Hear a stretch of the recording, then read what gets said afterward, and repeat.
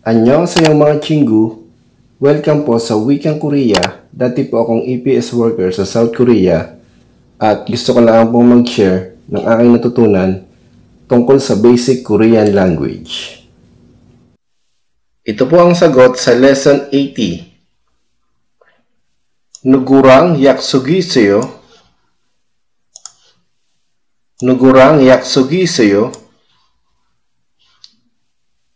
Who do you have an appointment?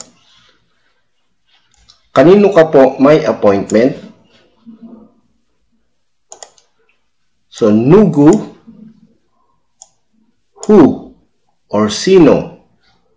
Then itong rang ay with or and. So, pag sinabing nugurang, with whom or kanino. Nugurang. Then, yaksuk, appointment, subject marker na i, yaksugi, appointment,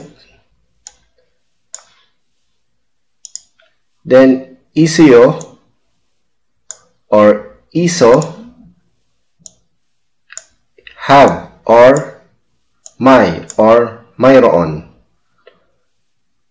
So, pag sinabing nugurang yaksugi sa'yo, who do you have an appointment? Kanino ka po may appointment?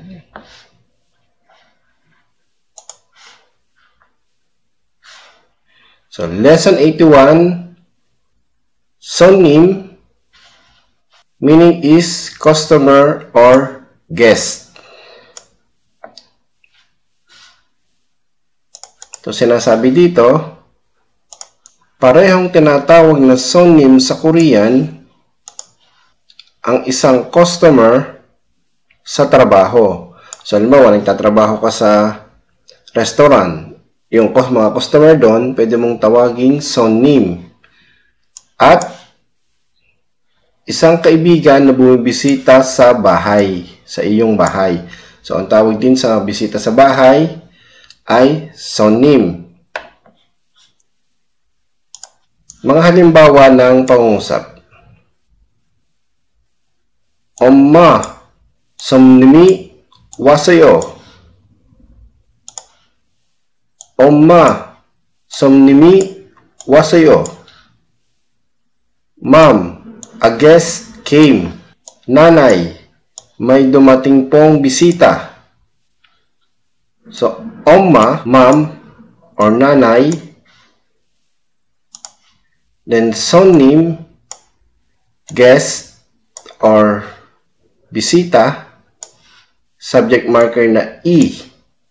Sonnimi, guest, or bisita. Then, waso, or wasoyo, past tense, came. Dumating. So, itong waso, galing sa salitang oda, to come, na ang basic form ay wa. Come. Then, itong wa, nilagyan ng sangsiyut, ito, sangsiyut sa ilalim, kaya siya naging past tense. Kaya naging waso or wasoyo. Came or dumating.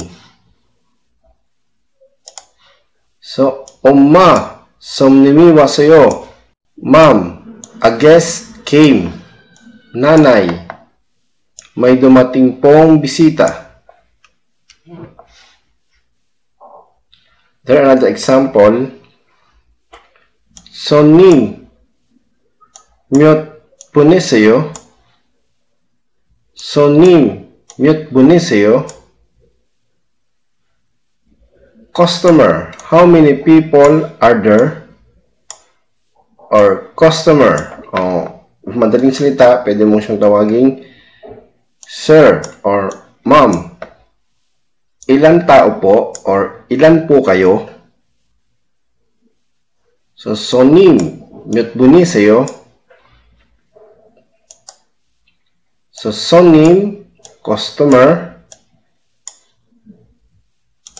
then 몇, how many or ilan, then 폰 is person or people, tao, then subject marker na E, then seyo. So itong seyo ay kung itong yo ay magalang na, mas magalang pa itong seyo. Mas pinagalang pa lalo.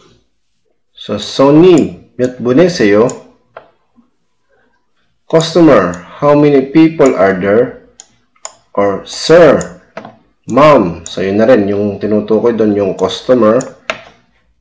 Ilang tao po or ilan po lahat kayo or ilan po kayo? Then another example, 어제는 손님 2명이 갑자기 왔어요. Or 어제는 손님 2명이 갑자기 왔어요. Yesterday, 2 customers suddenly came. Or kahapon may bigla pong dumating na 2 customer. So, 어제, yesterday, or kahapon, topic marker na noon, 어제는, yesterday or kahapon, 손님, customer or customers, customer, then two, dalawa, then myong, ito ay ginagamit na pambilang sa tao. So, pag sinabing 2 myong, 2 people. So, dito 2 customers. 2 customer ang pinag-uusapan. 2 tao. So, ginagamit itong myong sa pambilang sa tao. Then, subject marker na E. tomyongi. Then, 갑자기. Suddenly or bigla. Then, waso or wasoyo, past tense ulit, came or dumating. So, pag sinabing, 어제는 손님 2명이 갑자기 왔어요. Yesterday, 2 customers suddenly came. Or kahapon, may bigla pong dumating na 2 customer.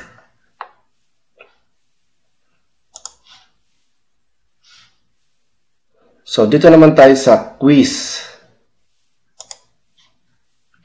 That customer bought the most expensive Christmas present in store. Binili ng customer na iyon ang pinakamahal na regalo sa Pasko sa tindahan. So, isasali natin sa Korean language ang pangungusap na ito. So, ito yung mga salitang gagamitin para mabuo natin yung pangungusap. Christmas 선물, Christmas present, 가게, store, 비싸다, to be expensive, 손님, customer,